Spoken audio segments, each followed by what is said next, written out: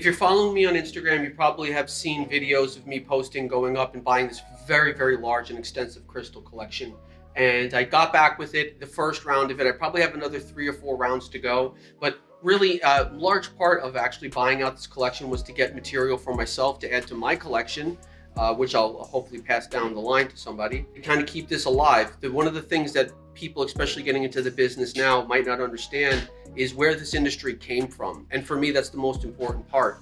Now we're looking at, pretty stuff, sparkly stuff, rainbows, crystals, but really the mineral world itself and where the mineral world came from is something that got me into this industry and actually pushed me forward into this side of the business. And so what I have here is all the material that I have decided that I'm going to keep and add to my collection, whereas you can see the rest of this here, that's all behind me, and then a much, much larger quantity of it back there. This is still getting sorted and priced and trying to understand it. My goal is to sell this in my next live sale at pretty much cost of what I paid for it, with just a little bit of profit that I can hopefully donate to non-profit or charity. But what I want to do here is just kind of go through what I'm keeping before it goes away for forever, and show you some of this crazy collection. So one of the things I have here is a huge piece of Wavelite. Little stuff like this is a little bit more common. But again, really tough one to get your hands on now, especially something like this. This is amazing. This is also from Pennsylvania, Mount Pleasant Mills, which is really cool. I also have this piece right here, which is my favorite piece out of everything that I got. So we have lepidolite, we have silver rutile, we have crystal quartz, we have mica, we have black tourmaline, we have crystallated quartz with rutilation and tourmalation. On the back side of it, I have titanite with oakenite in smoky quartz. Top tier rock. Fine mineral, museum quality mineral right here. Also, I got this piece of thulite. So thulite is not that hard to get the rough, but to actually get this where it crystallized and drew, so this is crystallized. You can see the little crystals on there. So crystallized thulite, which comes from Norway, is extremely difficult to get. That's why it remained in its rough form and didn't get polished or worked into caps or something like that. Also here I have Vennight, which came from Arizona. And this is going to be in a black calcite, mica, and iron matrix. Really nice piece, you can see right here. This piece was being sold for $49 back in 1975. So, yeah. Also have a huge collection of copper here. I have stuff from New Jersey, I have stuff from PA, I have stuff from Arizona, I have stuff from Namibia, also Bolivia here, all different types of coppers, which is amazing, this huge copper collection.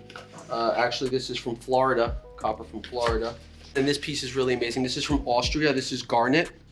Really nice big pieces in here. Typically, Austrian garnet is going to be like smaller pieces inside, so that was really amazing. And then this is really amazing. This is from 3 Point, which is the Missouri side of it, which is chalcedony with iron. Really, really crazy material. I remember this stuff going back into in the late 90s, seeing this come out. I haven't seen it since the late 90s, so picking this up is really amazing. And then this is a Herkimer diamond that I'm going to be keeping. That came out of the collection. This is a stunner.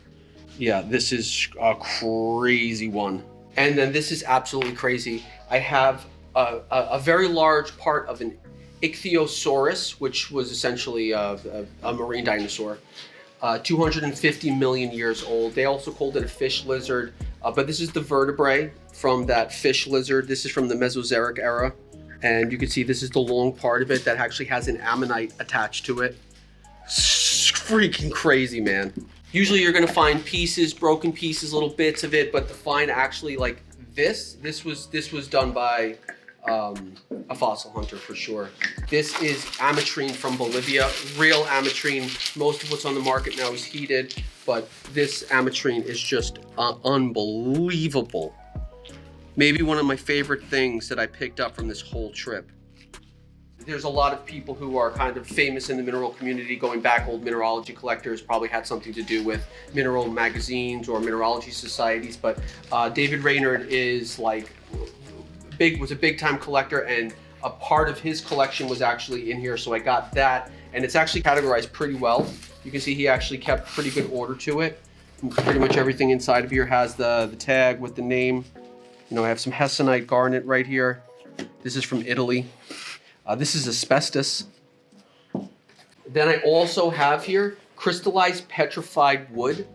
This is from Alabama. Crystallized petrified wood from Alabama. Actually, quite honestly, the first time I've ever ran into this. Not only that, I don't think I've ever seen petrified wood coming out of Alabama. So to have Druzy petrified wood from Alabama is absolutely amazing news. Not only that, there is some other things in here like this blue chalcedony with azurite and chrysocolla. This came out of Arizona.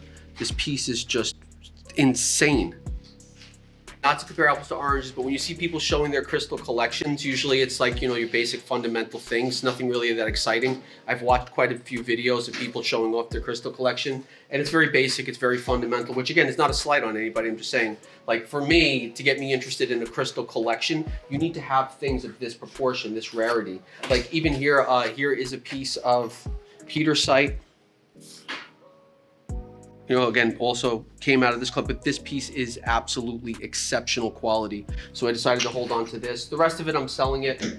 Like I said, I'm going through it and trying to, also I have a John Pitvick collection here, which this is old, man. This is a portion of his collection. It's not the whole thing by any means.